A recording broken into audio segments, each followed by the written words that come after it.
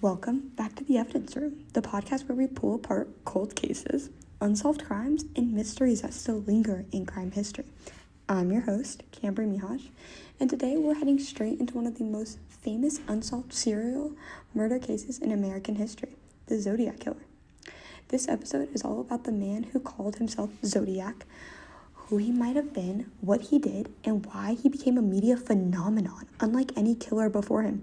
Between 1968 and 1969, the Zodiac claimed responsibility for at least 5 confirmed murders, though he boasted in his letters that he had taken more than 37 lives. Most of these claims were never verified, but the fear was real. The headlines were constant, and the legend survived for over half a century. Today, we'll look at how the Zodiac used newspapers to communicate directly with the public, how he manipulated reporters, and how he built a public image throughout fear, mystery, and encoded messages, effectively turning him into a character the media couldn't ignore. So sit back, turn off your lights if you dare, and welcome to the Evidence Room, where we investigate how the Zodiac turned his myth through the press, and his words became just as powerful as his crimes. So let's step back in time. Northern California, late 1960s, the era of free love, but the thing was crime was rising. And serial killer wasn't a defined category. No term like serial killer existed in police vocabulary until the 1970s. And then suddenly, the Zodiac appears. Here's the confirmed timeline. So December 20th, 1968, Lake Herman Road, 17-year-old David Faraday and 16-year-old Betty Lou were shot. Betty Lou was found 5 bullet wounds in her back while trying to escape. No suspect, no motive. July 4th, 1969, Blue Rock Spring Park, 22-year-old Darren and 19-year-old Michael were shot multiple times. Michael miraculously survived with serious injuries. 40 minutes later, a man calls the police. I want to report a double murder. Calm, confident. He gives details only the killer would know. August 1st, 1969, media enters the story. 3 Bay Area newspapers received a handwritten letter and 1/3 of a 408 symbol cipher. The killer demands, print my code on front paper or I'll kill again. Most killers hide, but not the Zodiac. The Zodiac denounced himself to the media. September 27th, 1969, Lake Bernays. A man wearing a black hood with the crosshair symbol attacks Brian and Cecilia. Both are stabbed multiple times. Brian survives, but Cecilia sadly passes away 2 days later. The killer writes a message on Brian's car door, dates of attacks, number of victims, and signs with crosshair. October 11th, 1969, San Francisco. A taxi driver, Paul, is shot in the head. Witness report seeing a man wipe the taxi down and walk away calmly. Days later, the Chronicle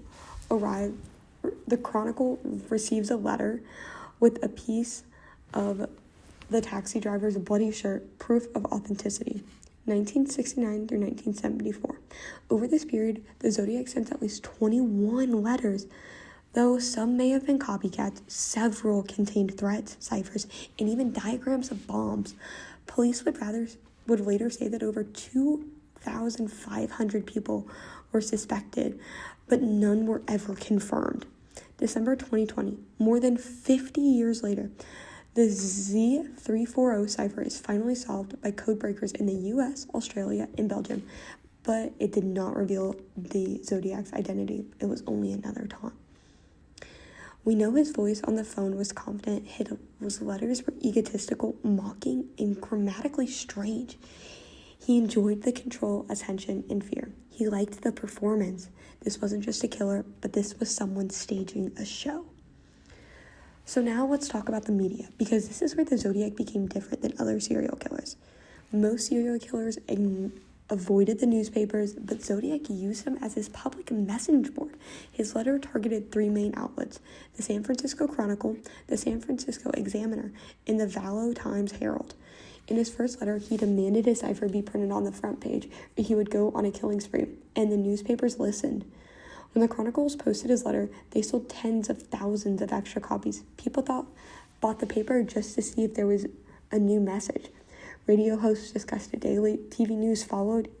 Every letter was like breaking news. The fear became content, the content became attention, and the attention became the Zodiac's power. Zodiac knew that, and he weaponized it. In one letter, he wrote, "I like killing people because it is so fun." Cold, deliberate, designed to shock, and it worked. Thousands of tips poured in, police lines became clogged, people locked their doors, gun sales increased throughout the Bay Area, students walked to school in groups, bus drivers were warned to watch for suspicious passengers. He controlled behavior without even being present. He didn't just kill people, but he controlled the public's emotion. Now we're going to talk about the ciphers, the core of the Zodiac's identity. There were 4 primary ciphers. They're all known as Z408, which was solved in 1969, Z340, which was solved in 2020, Z13, which remains unsolved, and Z32, also which remains unsolved. Z408, the first cipher, was cracked by Donald and Betty, a high school teacher and his wife. It read, in part, "I like killing people because it's so much fun. The most thrilling experience is even better than getting your rocks off with a girl. No name, no identity, just his philosophy. Violence." Z340, the big one, took 51 years to decode. The solution didn't reveal a name either, but mocked police again. It included the line, "I am not afraid of the gas chamber." He expected to be caught, or wanted people to believe he expected it. Again, theatrical. Z13 and Z32 remain unsolved, and their small size makes it nearly impossible to decode with certainty. Some people believe they hid a name, others think he intentionally made them unsolvable to keep himself immortal, because as long as a puzzle remains, so does the Zodiac. So why did he want direct communication with reporters? There's one word to describe it: control. Investigators believe that the Zodiac read every article about himself and responded. When newspapers doubted him, he mailed bloody fabric. When police suggested he was lying, he threatened to shoot school children. He shaped the conversation like a PR strategist, but a deadly one. This case changed crime reporting forever because Zodiac newspapers rarely print killer letters. After Zodiac, media realized coverage feeds killers. The concept of the serial killer as a celebrity grew from here. Later killers, Son of Sam, BTK, even modern offenders copied the formula. He was one of the first American criminals to understand, if you want power, control the story. And he did.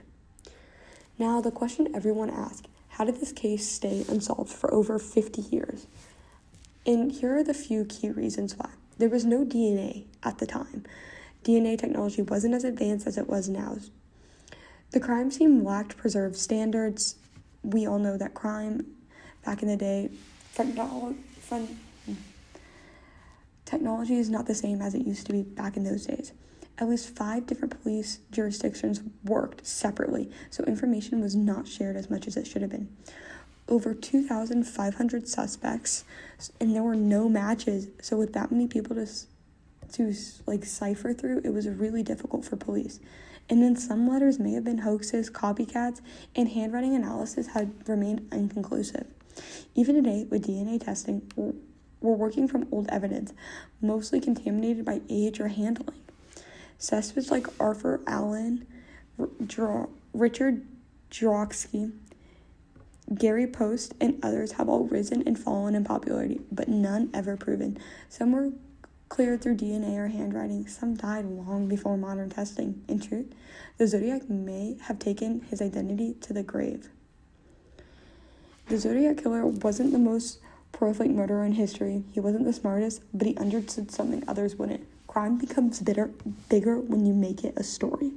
He turned himself into a brand, a symbol, a cipher, a ghost. His letters, his threats, his codes all became media tools. That's why this case still lives on in books, documentaries, podcasts, and right here, the evidence room. Because we're not just chasing a killer, we're chasing a message. Thank you for joining me today. If you've enjoyed this deep dive into the Zodiac Killer and the role media played in his legacy, follow the evidence room for more unsolved cases and forensic breakdowns. Next time, we'll open another file, but until then, keep your theories sharp, your evidence organized, and your mind open. This is the evidence room.